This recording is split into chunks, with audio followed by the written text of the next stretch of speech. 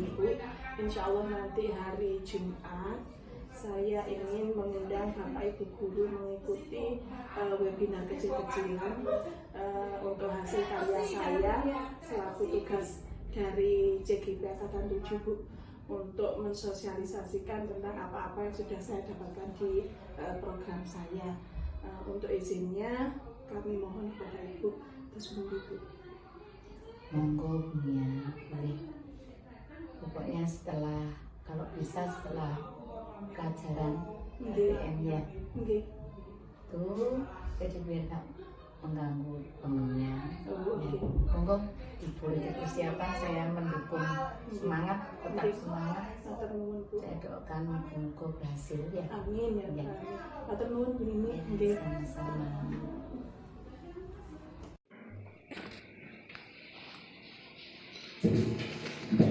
Assalamualaikum warahmatullahi wabarakatuh. Kepada yang terhormat Ibu Kepala SDN 1 Candirenggo beserta Bapak Ibu Guru, alhamdulillah pada pagi hari ini kita bersama-sama bisa mengikuti budaya positif, yaitu sosialisasinya, yang insya Allah nanti akan kami buka bersama. Kami mengucapkan banyak terima kasih atas waktu yang telah diluangkan untuk kami. Sebelum acara pada siang hari ini kita mulai, terlebih dahulu saya akan memimpin pembukaan yang akan kita buka bersama dengan membaca suratul Fatihah. Berdoa, silakan. Selesai. Untuk yang kedua, kami mohon kepada Ibu Kepala Sekolah untuk memberikan sambutan dan juga membuka acara pada siang pagi menuju siang ini. Monggo Bu.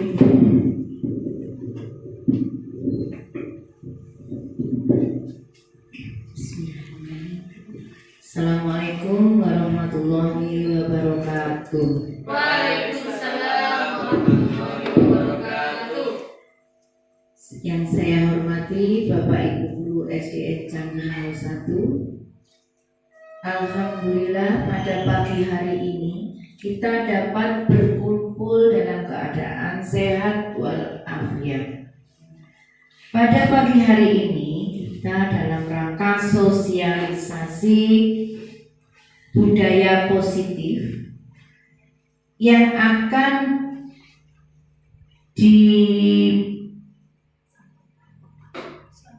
disampaikan oleh Bunia, dan pada pagi hari ini kita akan membuka sosialisasi budaya positif pada pagi hari ini. Saya kira itu saja. Nanti semoga kegiatan ini nanti berhasil dengan baik. Sosialisasi budaya positif pada pagi hari ini saya buka.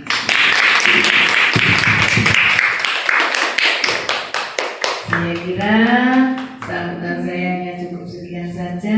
Akhirul kata, wassalamualaikum warahmatullahi wabarakatuh. Waalaikumsalam warahmatullahi wabarakatuh. Baik, alhamdulillahirrahmanirrahim. Saya mulai nih Bapak Ibu untuk kegiatan sosialisasi budaya positif yang akan mungkin nanti imbasnya kita laksanakan di sekolah kita. Saya dimulai ya. Saya buka. Assalamualaikum warahmatullahi wabarakatuh. Waalaikumsalam warahmatullahi wabarakatuh. Monggo Ibu pengawas.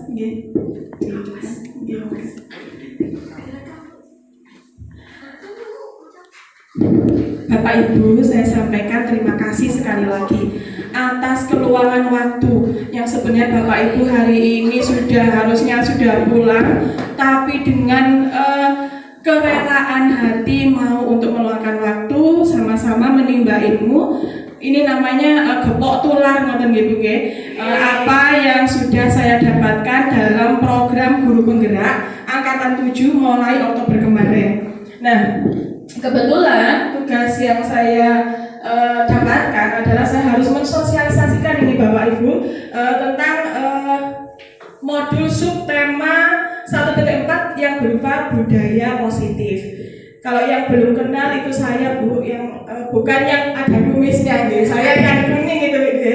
Nama saya Kusni Agus Purwanti. Kemudian yang perkenalkan, yang sampingnya itu yang bapak saya yang ganteng sendiri itu adalah Bapak Dr. Rizky MM. Beliau adalah fasilitator kami. Kemudian yang bawah yang cantik yang pernah kesini, niku adalah Ibu Miftahul Jannah selaku pengajar praktik gitu. Nanti kalau misalnya Bapak Ibu ada yang masuk ke CGP, istilah fasil dan PP itu akan sangat familiar, ngeten nggih.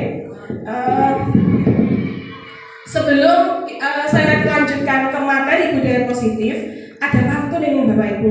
Tapi saya nanti minta tolong setiap kata ngoten diparingi cakep, ngoten nggih. Biar semangat gitu ya.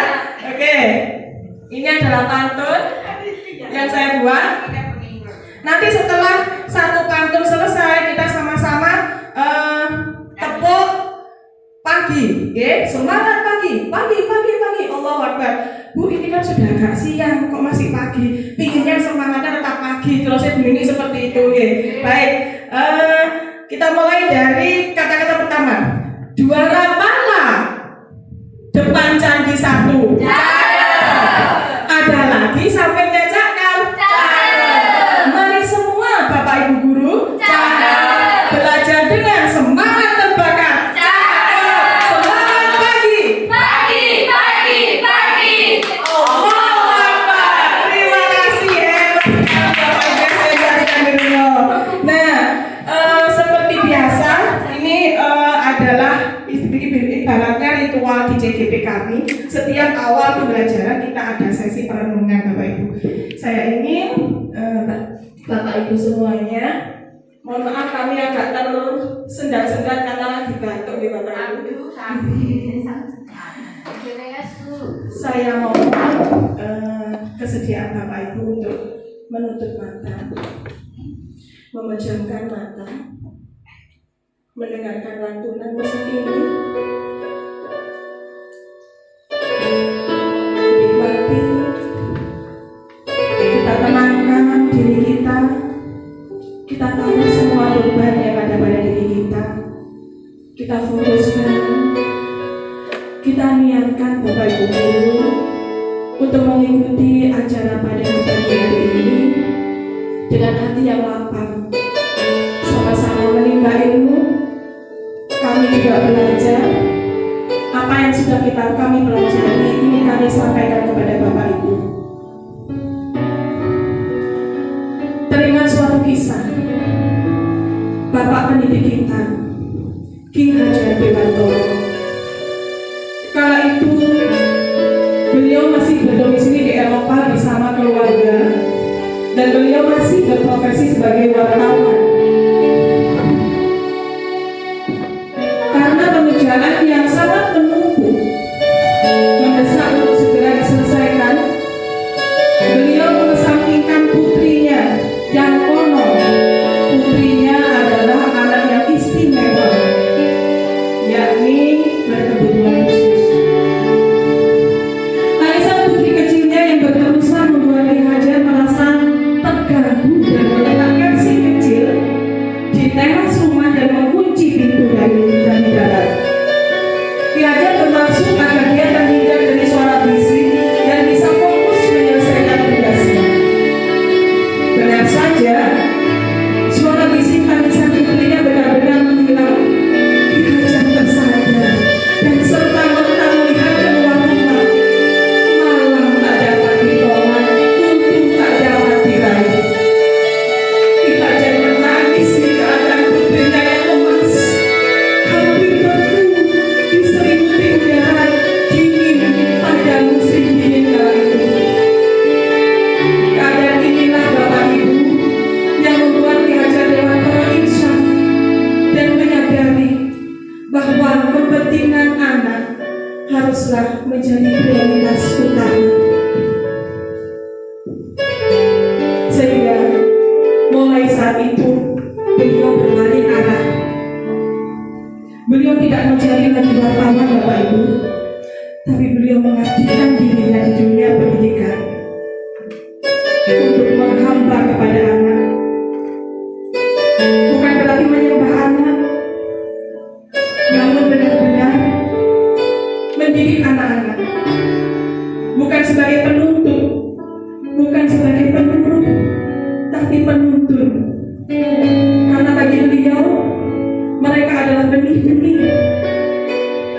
nggak bisa menjadikan padi sebuah jagung. Kita juga nggak bisa menjadikan jagung sebuah padi. Tapi yang kita bisa hanyalah bagaimana kita memupuk, menempatkan anak-anak kita sesuai dengan karakteristik masing-masing, ciri khas masing-masing. Terima kasih Bapak Ibu. Itu sedikit pertanyaan yang bisa saya sampaikan. Monggo bisa dibuka kembali matanya. Itu adalah sebagai bahan refleksi kita. Bagaimana selama ini kita bersama anak-anak kita. Meskipun saya sendiri juga masih banyak belajar, ya. Bagaimana untuk ngopeni kita sebagai among dari anak-anak, ngomong istilahnya seperti itu. Ada banyak statement yang beliau hasilkan yang sudah kita banyak dengar gembar-gembornya. Yang pertama adalah Engarso Surtulodo. Kalau kita berada di depan, maka kita sebagai contoh. Eng Madyo Mangun Katso. Ada yang tahu artinya mungkin Bapak Ibu? Eng Madyo Mangun Katso. Saat kita berada di tengah-tengah, kita memotivasi anak, ayo maju bersama seperti itu. Dan yang terakhir adalah Eng Madyo Mangun. Wah, Bu Sini yang paham ya. Eng Madyo Mangun Katso. Terima kasih. Kalau guru dari SPG itu paham sekali ini maksudnya apa. Itu maksudnya adalah saat kita berada di belakang, kita harus mendorong. Saat anak kita terjatuh, kita yang menjadi istilahnya gondelani anak-anak seperti itu. Tutpuri Handayani, yaitu saat kita berada di belakang, maka kita sebagai pendorong. Nah, ada lagi statement dari beliau bahwa permainan anak adalah pendidikan. Jadi semua yang ada di kelas, kita usahakan, meskipun saya sendiri ini juga masih berusaha, kita usahakan menjadikan sebuah permainan supaya anak-anak senang, seperti itu. Itu beberapa hal yang saya dapatkan di CGP. CGP ini yang saya dapatkan ada 3 modul nantinya Bapak Ibu. Satu modul itu ada yang sekarang saya pelajari ada 4 sub. Sub yang pertama adalah tentang pendidikan Ki Hajar Dewantoro, yang itu tadi sama-sama sudah kita ulas sedikit. Kemudian sub yang kedua adalah tentang nilai dan peran guru penggerak. Jadi setelah kita mengetahui bagaimana sih filosofi pendidikan Ki Hajar Dewantoro, maka seharusnya kita sebagai guru itu harus bagaimana, itu yang kita pelajari. Terus tentang inquiry apresiasi bagja. Ini kalau kita sudah paham bagaimana kita sedikit banyak ingin melakukan perubahan. Nah, perubahannya itu pertama kita diperbolehkan untuk bermimpi. Kemudian kita mengatur strategi bagaimana mimpi itu bisa menjadi kenyataan. Itu dipelajari dalam modul 1.3 yaitu inquiry apresiasi bagja. Bagja ini adalah singkatan Bapak Ibu nggih. B-nya ini adalah beri pertanyaan, A-nya adalah ambil pelajaran, kemudian G-nya ini gali mimpi, kemudian J-nya ini adalah jabarkan rencana, dan yang A-nya ini adalah eksekusi, atur eksekusinya kapan dilaksanakan di sekolah, seperti itu. Dan ini yang akan saya sosialisasikan hari ini adalah tentang penerapan budaya positif di sekolah, seperti itu. Baik, sebenarnya budaya positif di sekolah kita ini sudah banyak sekali kita lakukan. Alhamdulillah, semua saya lihat SDN 1 Candirengo dan Bapak Ibu gurunya semangat-semangat. Budaya positif ya apa yang kita lakukan yang bernilai positif, yang sudah terbiasa mendarah daging ke dalam diri anak-anak tanpa disuruh. Anak-anak sudah seperti itu. Mungkin dari Bapak Ibu ada yang bisa mengajukan pendapatnya. Kira-kira budaya positif apa yang sudah ada di SDN 1 Candirengo? Monggo, silakan. Oh, Bu Vita, monggo Bu Vita maju aja, nggak apa-apa. Nah,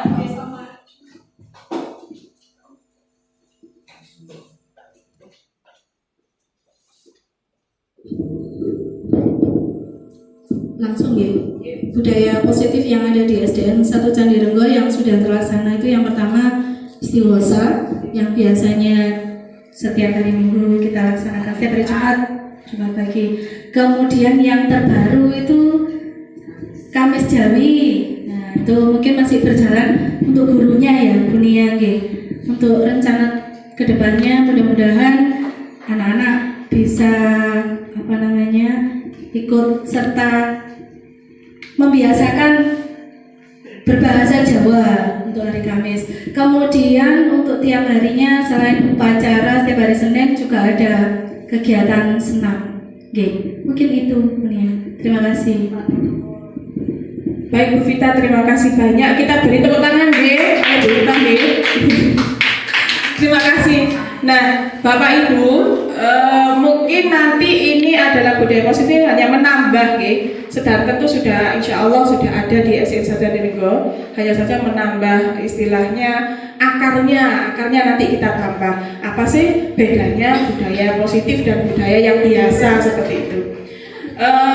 Tentunya dalam budaya positif ini yang penting adalah bagaimana menerapkan disiplin positif.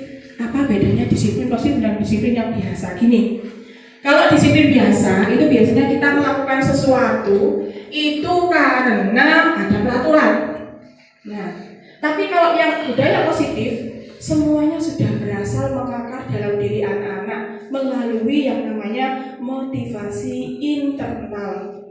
Jadi kalau peraturan, kemudian suruhan guru, suruhan orang lain, itu kan motivasinya eksternal karena dapat imbalan, itu dari luar. Tapi kalau yang disiplin positif, ini disiplinnya melalui diri sendiri. Misalnya ini Pak Ari karena suka nge-gym ya, tanpa disuruh pun masih yola. Ayo Pak Ari, loro Pak Ari, ayo rene Pak Ari. Tapi kalau sudah aku mau dengan gym ini, soalnya aku gak kesehatan aku dewe, mau nggak mau Pak Ari pasti berangkat. Maksudnya itu yang inginnya diciptakan di semua lembaga yang ada di Indonesia. Jadi disiplinnya adalah disiplin positif.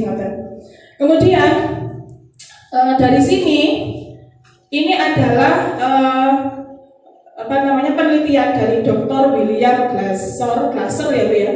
Dr. William Glasser. Nah, yang paham bahasa Inggris ini ya, maaf ya kalau salah ya.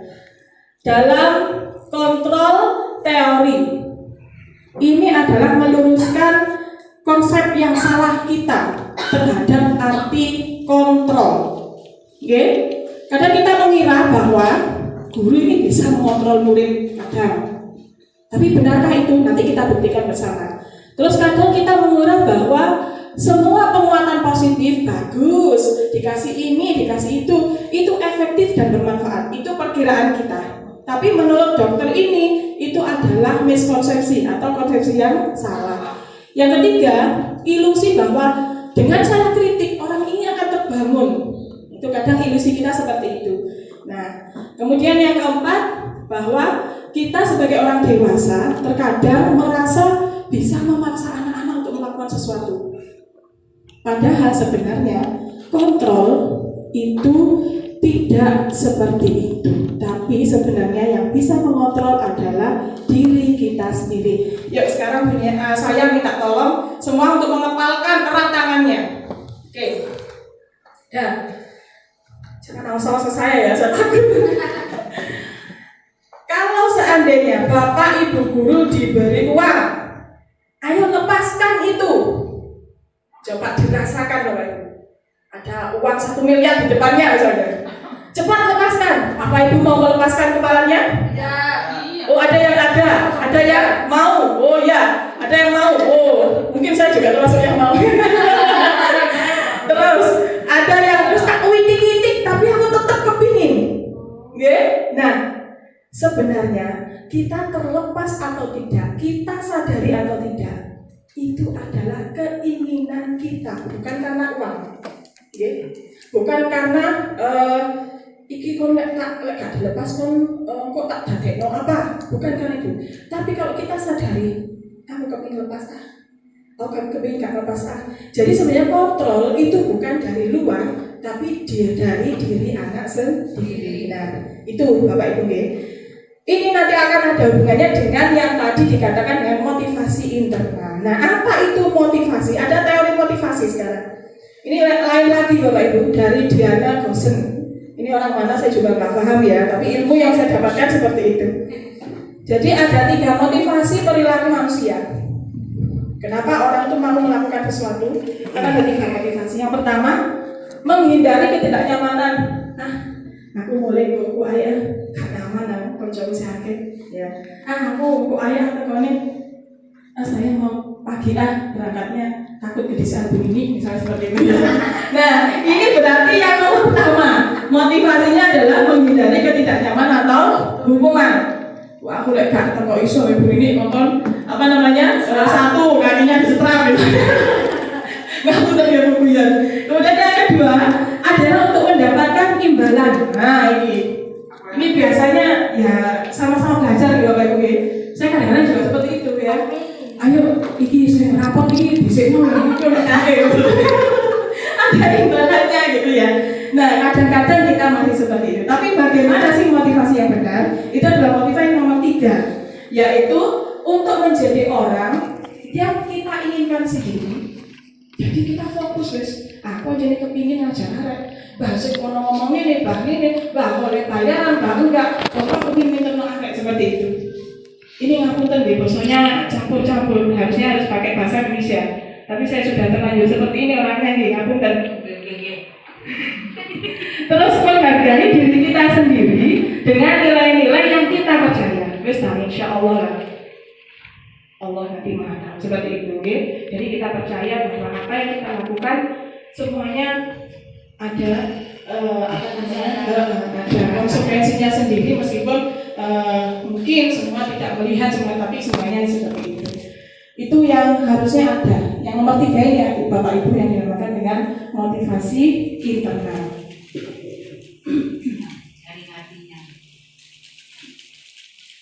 Nah, untuk lebih lanjut, kita akan memahami tentang apa sih hukuman, penghargaan, dan konsekuensi itu. Apakah benar ini adalah hal yang efektif untuk mewujudkan disiplin pada anak? Ini kami ada langsung ke tabel nomor G. Di sini kalau hukuman itu disebutkan adalah sebuah identitas gagal. Jadi sebenarnya hukuman dan penghargaan Bapak Ibu, itu sifatnya mendadak. Ketok meripat, langsung melakukan tindakan. Oh, hari ini begini api, langsung tak kasih apa, ini. Kemudian, oh anak ini nggak mau ngerjakan PR, wes langsung ke sana, lari ke lapangan. Ini namanya hukuman. Jadi sifatnya mendadak. Kemudian apa yang anak-anak dapatkan? Ini inti kita kembali ke pengajaran Ki Hajar Dewantara ya Bapak Ibu. Bagaimana kita tidak menciderai hati anak ngoten nggih. Hukuman itu menyakitkan bagi mereka. Terus ya gitu ya. Kemudian tidak nyaman. Korbannya yang merasa jadi korban, kalau misalnya ada pertengkaran, korbannya adil. Wis anak corona seperti itu ya. Nah, merasa adil. Kemudian murid-murid tapi yang melakukan kesalahan tadi akan merasa tersakiti. Kalau konsekuensi ini disesuaikan dengan peraturan. Jadi sekolah sudah punya tata tertib kan Bu di kita itu. Nah, kalau misalnya tidak masuk 3 hari tanpa izin, maka harus apa? Jadi konsekuensi ini sifatnya sesuai benar-benar dengan peraturan. Jadi tidak bersifat mendadak. Sudah kita pikirkan tata tertib yang dulu-dulu. Itu konsekuensi. Tapi tetap sesuatu memang harus terjadi karena dia sudah melanggar seperti itu. Kemudian tidak nyaman, tetap tidak nyaman. Anak-anak merasa tidak nyaman. Kemudian korban kadang-kadang diabaikan. Begitu si pelaku kesalahan melakukan melakukan tindakannya tadi, belum tentu si korban tadi lego. Kok main menunduk sih? Kayak yang sekarang itu ya Sambo ini kan banyak yang merasa enggak. Kadang korban ini bisa merasa aduh aturan kok ngono sih gitu ya. Ada yang merasa diabaikan. Ini restitusinya adalah nanti penemuan baru. Saya akan pelan-pelan. Mudah-mudahan waktunya cekap gitu. Itu mungkin sebagian besar yang bisa saya sampaikan tentang hukuman, konsekuensi. Kalau restitusi ini adalah penemuan baru Bapak Ibu. Jadi di restitusi ini adalah anak-anak disuruh memilih menyadari akan kesalahan dirinya sendiri. Ya, berlakunya bukan jangka pendek, tapi nanti sampai anak-anak di masyarakat pun ini masih bisa diterapkan oleh anak-anak. Karena apa? Karena anak-anak akan diberikan pilihan-pilihan. Bagaimana penerapannya nanti akan kita bahas bersama. Mungkin itu untuk hukuman, konsekuensi, dan restitusi. Jadi yang dianggap gagal itu adalah hukuman, dan juga nanti ada satu lagi penghargaan, itu juga gagal. Kok bisa? Nanti kita ukit bersama nih. Kemudian kalau yang dianggap sukses itu adalah adanya konsekuensi dan restitusi. Seperti itu. Saya lanjut ke posisi kontrol. Dengan adanya hukuman, konsekuensi, restitusi, dan juga penghargaan tadi, maka kita sebagai guru harus memilih posisi mana yang tepat dengan saya. Yang pertama, ada posisi penghukum. Cirinya apa ini? Lembaganya itu menekan, Bapak Ibu, suaranya tinggi. Kadang-kadang ini saya pribadi, tapi belajar berubah bersama-sama. Ya Allah, pusing. Seperti itu misalnya ya. Itu seperti itu. Suaranya tinggi, mata melotot, menghardik, menunjuk-nunjuk. Muridnya takut. Dan kadang-kadang kita tidak menyadari anak-anak menyimpan dendam dan trauma. Itu kalau posisi menghukum. Kemudian membuat rasa bersalah. Ini kebalikannya, Bapak Ibu. Dan ini saya telah menerapkan ini. Setelah saya mendapatkan ini, saya merasa Masya Allah, dari selama ini saya salah ke anak saya sendiri. Ke Hanif itu kadang-kadang saya seperti ini, lembut, koyok-koyok memelas. Kemudian bagaimana pokoknya caranya ya, anak saya ini merasa bersalah seperti itu. Masuk gak sampai nih Bu Sili seperti itu. Akhirnya itu yang merasa bersalah seperti itu. Kalau ibu didukani iki ya apa? Pokoknya itu adalah merasa bersalah. Dan ini jeleknya anak-anak itu menjadi, aduh, aku kok salah mana? Kadang ya, kita pernah ya merasa gitu ya. Terus merasa gagal, kok nang ini keliru, kok nang ini keliru. Mereka menganggap bahwa dirinya buruk seperti itu. Dan sebenarnya ada amarah tapi disimpan. Dan ini malah lebih berbahaya dari hukuman, Bapak Ibu. Kalau suatu saat ada hantaman sana, meledak, ini melebihi dari waktu seperti itu. Itu adalah merasa posisi pembuat rasa bersalah. Nah, yang ketiga ini sepertinya ini yang biasa kita terapkan di sekolah kita. Sudah baik ini Bapak Ibu, yaitu posisi tenang. Ayo biar seperti ini ada humornya. Kemudian pendekatannya persuasif. Ayo ojo mosok koyo ngono. Nah, jadi dianggap mereka itu adalah teman. Mereka merasa akrab. Mungkin seperti kakak-kakak yang tadi itu akrab. Setelah itu apa kejelekannya? Kalau kita tidak ada bantuan, kita tidak ada istilahnya pendekatan lagi, maka anak-anak ini merasa ketergantungan, hilang arah. Ya, aku wis gak dileken mana. Nah, seperti itu mungkin jadi mereka jadi hilang arah. Terus kadang-kadang mohon maaf, sopan santun itu kadang kalau kebablasan kita sebagai teman seperti itu. Yang keempat adalah sebagai pemantau. Kalau pemantau kembali lagi ke konsekuensi dan peraturan.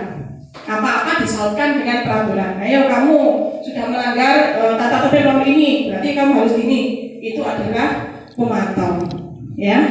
Kemudian yang terakhir adalah posisi manajer, sebagai manajer. Ini yang diharapkan ada dalam guru-guru di Indonesia ini. Posisinya sebagai manajer. Apa itu? Bersama murid mencari solusi dan menumbuhkan motivasi intrinsik pada anak-anak. Melalui apa? Nanti kita bahas bersama-sama. Melalui yaitu segitiga restitusi. Sebelum kita lanjutkan, supaya nggak jenuh Bapak Ibu, ini ada beberapa pernyataan. Nah, mari kita bahas sama-sama. Apakah itu hukuman atau konsekuensi? Kalau hukuman tadi sifatnya mendadak. Kemudian kadang nggak ada hubungannya Bapak Ibu dengan peraturan-peraturan, nggih. Tapi kalau konsekuensi itu ada hubungannya dengan tanggung jawab. Kemudian ada peraturan-peraturan. Monggo. Misal nomor 1, mencatat 100 kali di dalam buku. Kalimat saya tidak akan terlambat lagi karena terlambat ke sekolah. Masuk hukuman atau konsekuensi? Itu konsekuensi. Nggih. Masih ada nilai positifnya, nggih, konsekuensi. Kemudian lari mengelilingi lapangan basket 2 kali. Nah, ini kayaknya nggak ada hubungannya. Karena terlambat hadir ke sekolah. Ini hukuman, nggih. Terus kemudian membersihkan coretan yang dibuatnya di meja tulis. Nomor 3, murid diminta untuk push up 15 kali karena tidak menggunakan masker. Hukuman. Terus kemudian menggantikan kertas tugas teman yang dicoret-coret. Konsekuensi. Berjemur di lapangan basket karena mengobrol dengan teman. Hukuman. Murid bertelanjang kaki. Mas ya, kakinya aja. Bertelanjang kaki karena tidak menggunakan sepatu warna hitam sesuai peraturan sekolah. Konsekuensi ini karena ada istilah peraturan memang harus seperti itu. Berdiri di depan kelas mengangkat kaki 1 karena tidak bisa menjawab pertanyaan. Hukuman. Membersihkan tumpahan air meja di meja tulis karena tersenggol pada saat belajar. Konsekuensi. Kehilangan 10 menit jam pelajaran, jam istirahat untuk mengerjakan tugas karena terlambat datang dan tertinggal pelajaran. Konsekuensi. Kita beri tepuk tangan untuk kita semua. Semangat pagi. Pagi. Allahu Akbar. Terima kasih Bapak Ibu. Lanjutnya, setelah mengetahui posisi kontrol, kemudian terkadang siswa melakukan kesalahan itu karena ada kebutuhan. Kayak kita jadi manusia kan nggak mungkin selalu benar nih Bapak Ibu. Nah, kenapa kita melakukan kesalahan? Karena ada kebutuhan. Apa saja kebutuhan manusia? Yang pertama, kebutuhan bertahan hidup. Kedua, kebutuhan akan kasih sayang dan rasa diterima dalam suatu komunitas. Yang ketiga, kebutuhan untuk menguasai. Nah, penguasaan atau pengakuan atas dirinya. Nah, kemudian yang terakhir adalah yang keempat, kebebasan, kebutuhan akan bebas merdeka, dan yang terakhir adalah kebutuhan akan rasa senang. Jadi kalau ini harapannya, tapi sekali lagi kami juga masih belajar. Setiap ada kesalahan yang dilakukan siswa, kita benar-benar memvalidasi. Lah kok saya kok seperti itu. Jadi karena ada kebutuhan pokok yang ada dalam diri manusia. Ini tadi Bapak Ibu pendapat dari Diana tadi ya, ada motivasi kalau penghukum dan pembuat bersalah itu perilaku kontrol yang negatif. Kemudian kalau teman dan pemantau ini sudah positif, tapi masih dalam lingkup motivasinya eksternal. Sedangkan kalau manajer yang tadi, ini sudah masuk ke motivasi intrinsik. Dan insya Allah kalau sudah teman, pemantau, manajer, ini maka identitasnya berhasil atau sukses. Nah, ada satu video, monggo disimak bersama-sama.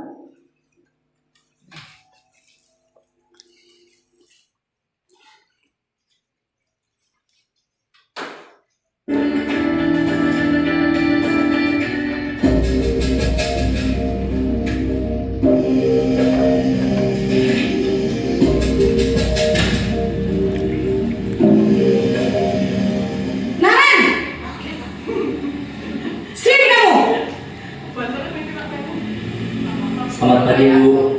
Selalu terlambat. Kamu deh pasti terlambat. Maaf Bu, saya Apa? Apa coba?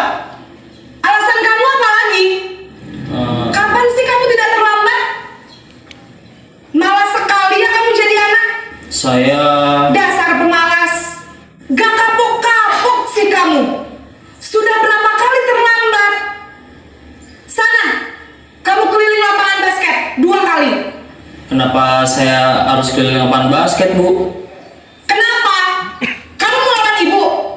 Berani-beraninya jawab. Sudah terlambat, masih berani jawab pula. Sekarang, keliling lapangan basket 5 kali sekalian. Biar kapok. Cepat. Pergi sana ke lapangan basket.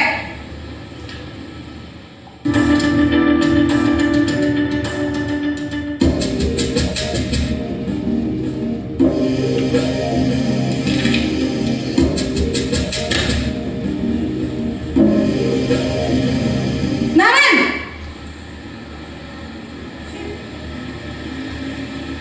Selamat pagi, Bu.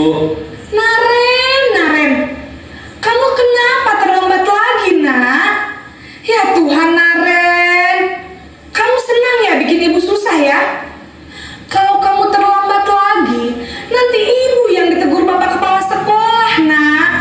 Disangka ibu tidak bisa membina kamu. Duh, gimana ini? Maaf, Bu. Duh, Gusti Naren, kamu suka ya kalau ibu ditegur bapak kepala sekolah?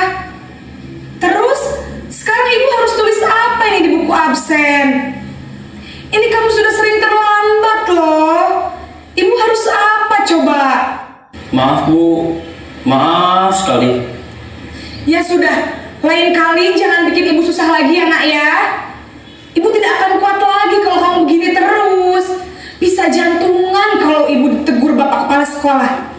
Sana cepat ke kelas. Maaf ya, Bu.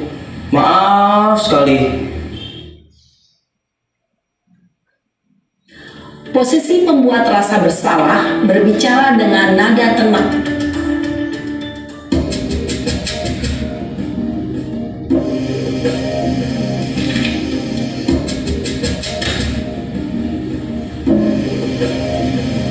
Naren!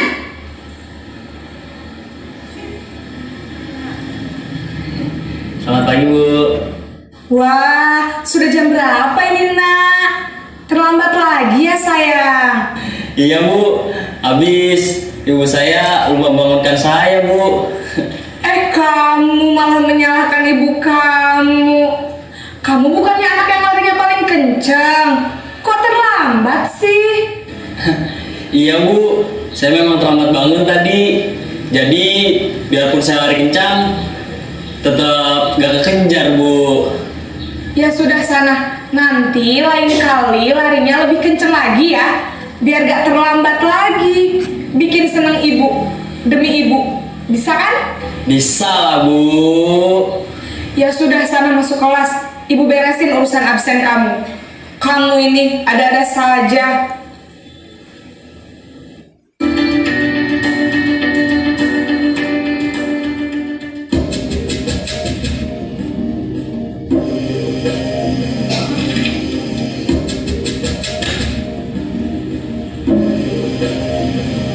Naren!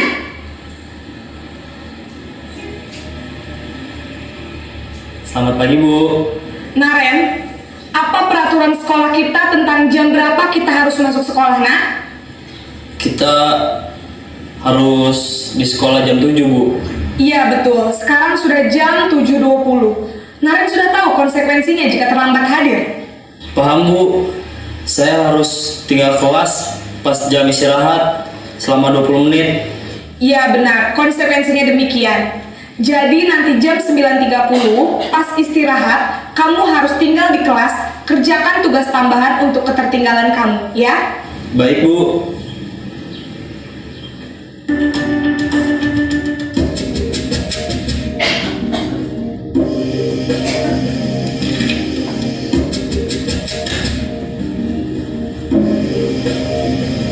Naren!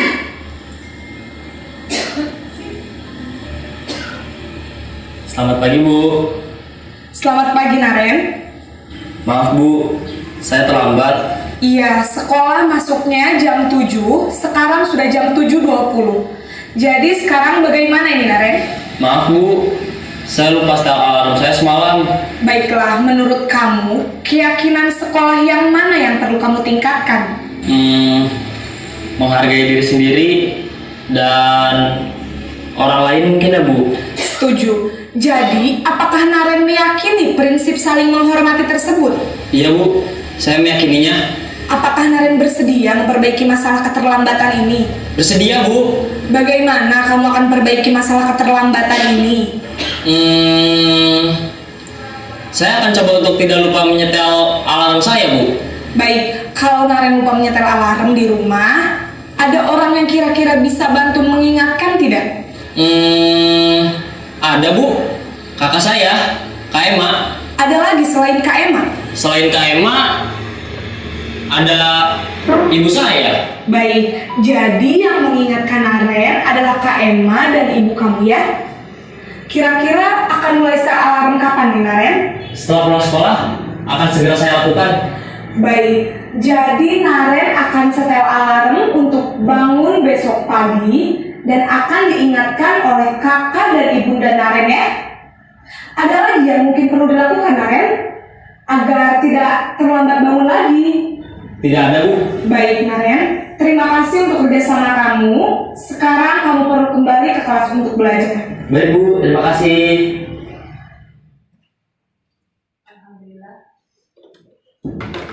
Tadi Bapak Ibu tentang 5 posisi kontrol yang saya dapatkan di program JGB angkatan ke-7, terutama di modul 1.4. Nah, bagaimana sih sebenarnya untuk melakukan yang namanya posisi manajer? Posisi manajer itu kita diharapkan itu mampu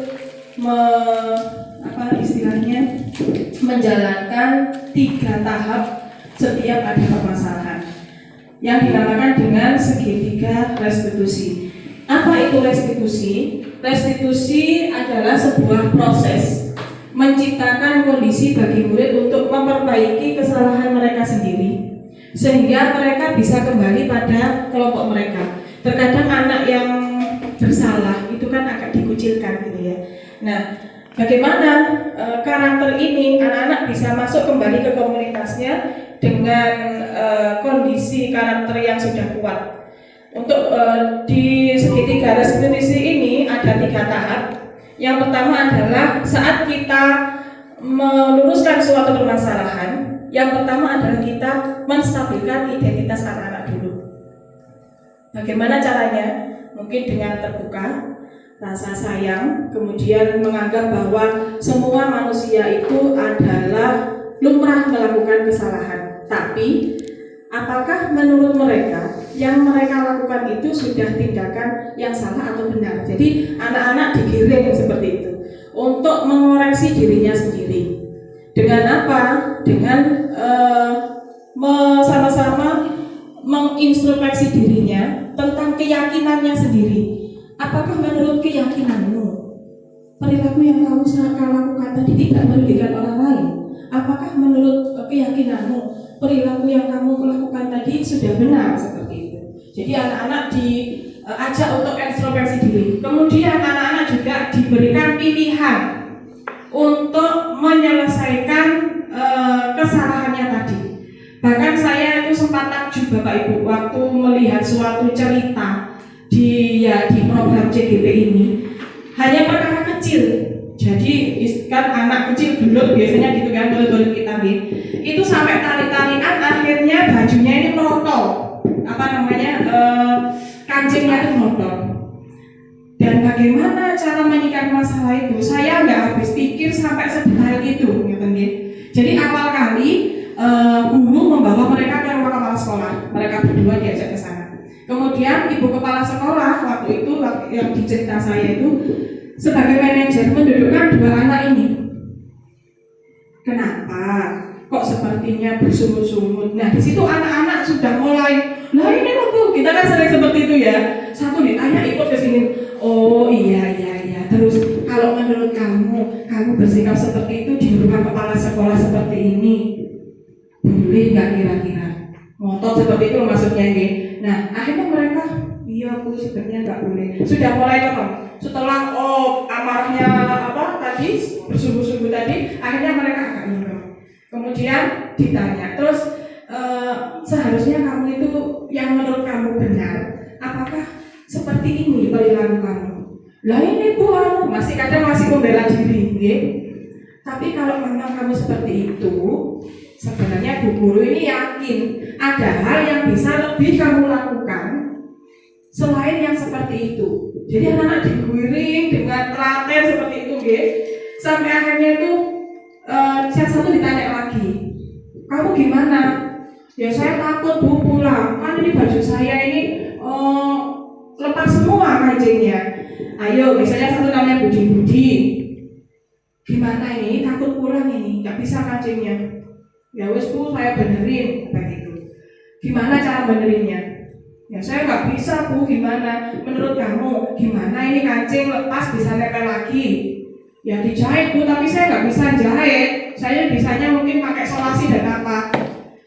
Yang satu ditanya, kalau pakai solasi, kira-kira nanti sebentar aja merotol lagi nggak ini? Yang satu ya nanti merotol lagi Bu, seperti itu. Terus yang satu ditanya lagi di 2 hari kemarin ya, waktu itu saya lihat ceritanya itu, gimana caranya? Ya tapi saya nggak bisa Bu. Baru di sini guru memberikan sedikit solusi.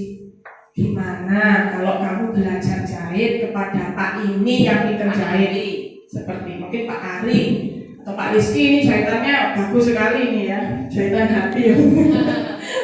Nah setelah itu si satunya tadi tersadar, iya wis Bu, akhirnya semangat. Jadi seharian itu tadi, anak itu tadi bagaimana cara menjahit bajunya tadi sampai akhirnya mereka sudah kondisi pulang, yang satu sudah rapi, bergandengan tangan, rukun malih seperti itu.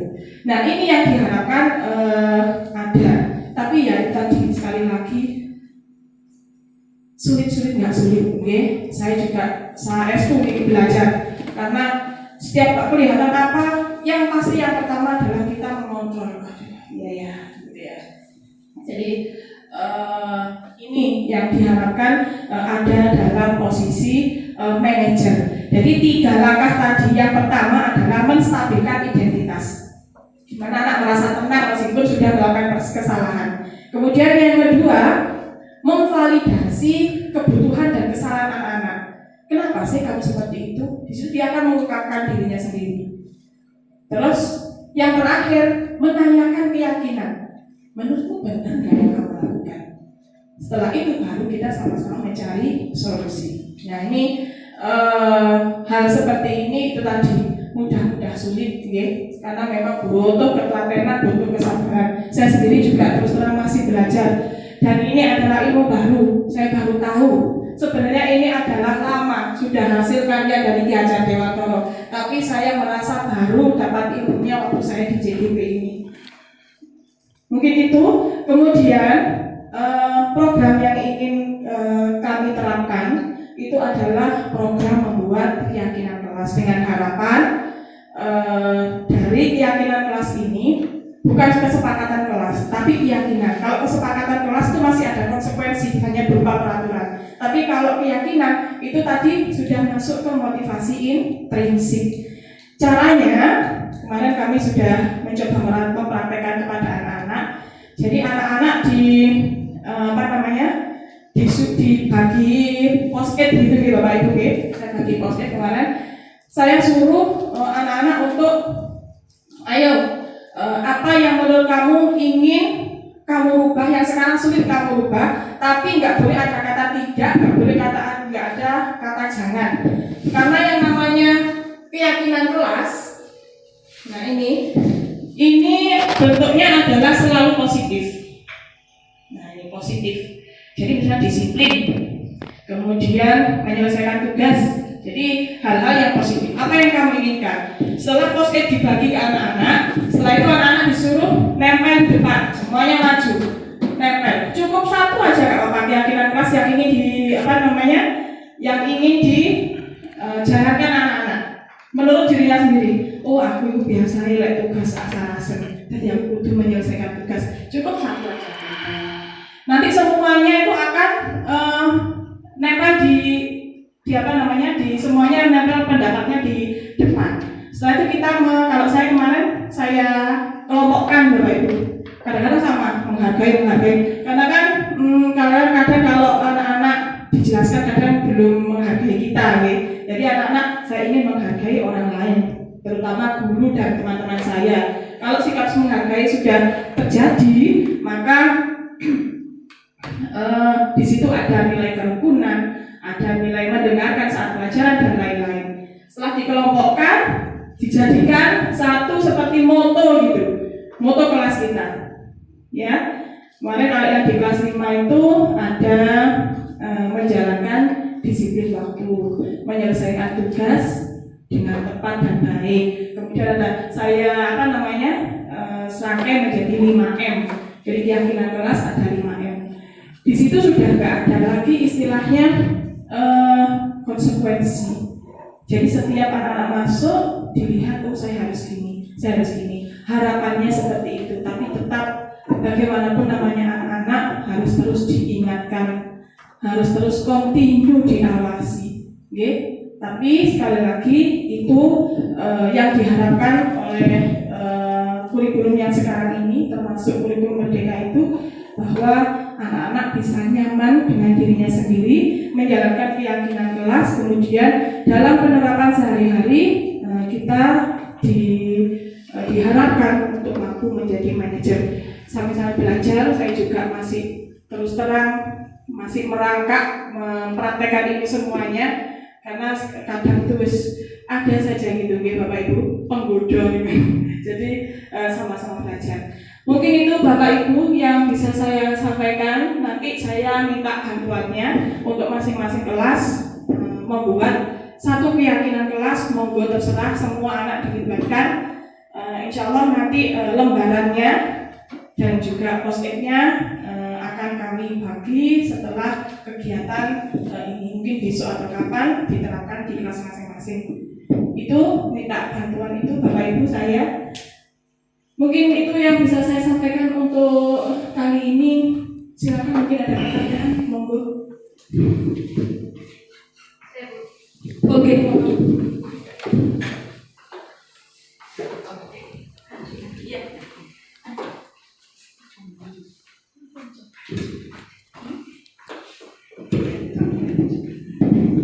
Cuma satu cukup ya pertanyaannya. Mengapa penghargaan juga membuat identitas gagal pada murid? Terima kasih. Matur nuwun Bu Fitri nggih. Mengapa penghargaan itu kan biasanya baik ya, anak-anak dimotivasi baik gitu. Tapi kok ada identitas gagal? Ternyata ada banyak teori yang mengatakan ini, dan teori itu kan mestinya berdasarkan pada banyak pengalaman, eksperimen dan lain-lain ya. Ternyata penghargaan itu juga menghukum dan menyederai jiwa. Apa maksudnya? Jadi kalau kadang kita sudah kulino memperoleh penghargaan, saat kita tidak memperoleh penghargaan, maka kita akan kecewa.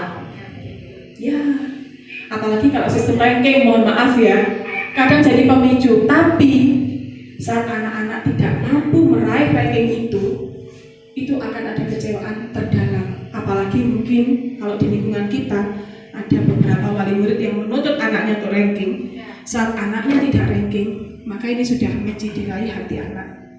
Jadi anak-anak merasa bersalah pada orang tuanya. Aduh, aku kok gak bisa juara mana, seperti itu. Dan ada satu hal lagi, saat kita menghargai, sering memuji pada anak-anak yang pintar dan lain sebagainya, memberikan penghargaan pada anak-anak yang berhasil, yang tidak bisa ini biasanya ada rasa iri. Dari iri tadi menggumpal jadi satu, akhirnya Allah paling ya iku maneh, nggak ada usaha dari yang lainnya. Aku berusaha besok lanjut ini ki.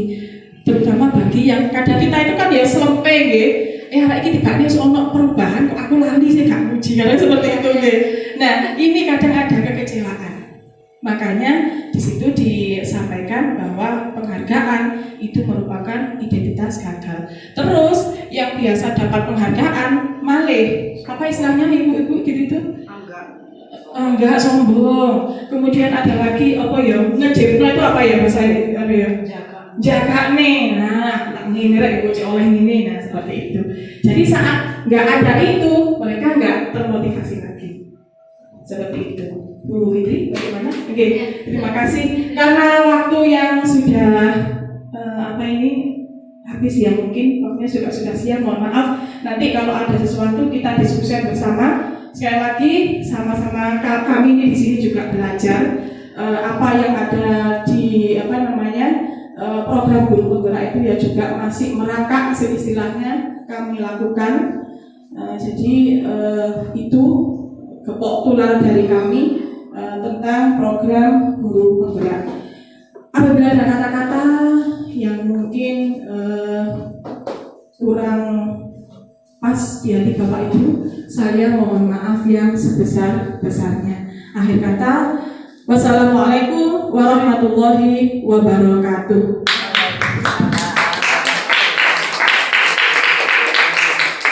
Oke anak-anak, silakan lemparkan satu nilai kebajikan yang sudah kalian tulis.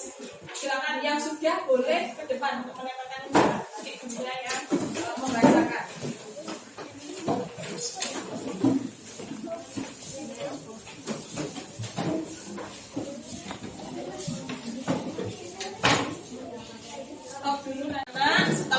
Bunia kelompokkan tadi nilai kebijakannya, Bunia bisa menyimpulkan satu, anak-anak mau menjalankan disiplin waktu, masuknya pagi ya, istirahat habis yondang baris, itu masuk yang pertama. Saged nggih? Kemudian yang kedua, di sini anak-anak menyelesaikan tugas tepat waktu.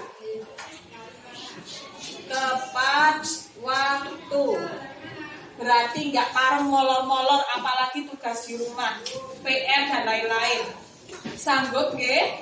Sudah menjadi keyakinan kita. Ketiga, stop dulu Nanda.